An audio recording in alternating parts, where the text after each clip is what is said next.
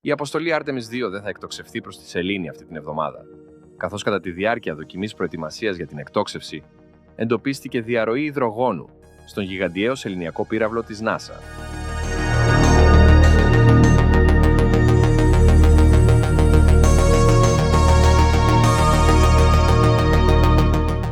Η αποστολή επρόκειτο να μεταφέρει 4 αστροναύτες σε ένα δεκαήμερο ταξίδι γύρω από τη σελήνη την Κυριακή, 8 Φεβρουαρίου. Ωστόσο, η NASA πλέον στοχεύει στον Μάρτιο ως το νωρίτερο δυνατό χρονικό σημείο για την ιστορική εκτόξευση. Η διαρροή υδρογόνου και η επακόλουθη καθυστέρηση δεν αποτελούν έκπληξη για όσους παρακολουθούν στενά το πρόγραμμα Artemis.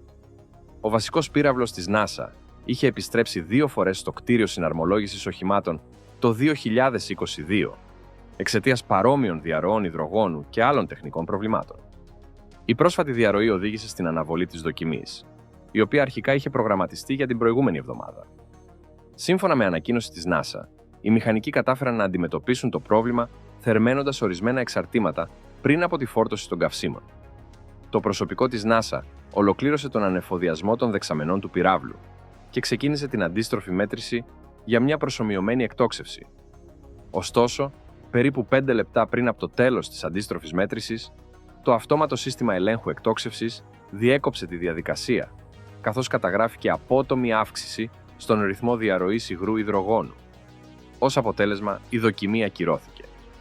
Η διαρροή υδρογόνου δεν ήταν το μοναδικό ζήτημα που προέκυψε κατά τη διάρκεια της διήμερης δοκιμής της NASA. Σύμφωνα με την υπηρεσία, παρουσιάστηκαν επίσης διακοπές στις ηχητικές επικοινωνίες, ενώ και μια βαλβίδα της κάψουλας πληρώματος Orion χρειάστηκε εκ νέου σύσφιξη.